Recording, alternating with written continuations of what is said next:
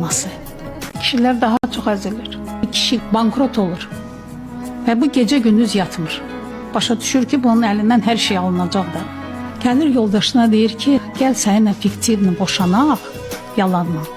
Heç olmasa ev eşi uşaqlara qalsın. Mən indi kişi xeylağıyım, basarlar, neyniyərlər, axır ki başımı çıxardacam da bir şeydən. Qadın qayıdır deyir ki, mənə nə bu ev eşi, heç nə lazım deyil, mənə sən lazımsan. Deyir, ana, mənim borcum var. Ana da deyir ki, nə qədər, neçə min borcum var? Deyir, 1000 də öyrə, deyir, ana çoxdur borcum. Ana qayda edir ki, mən səninlə fəxr edirəm. Hər adama o qədər borcu verməzlər.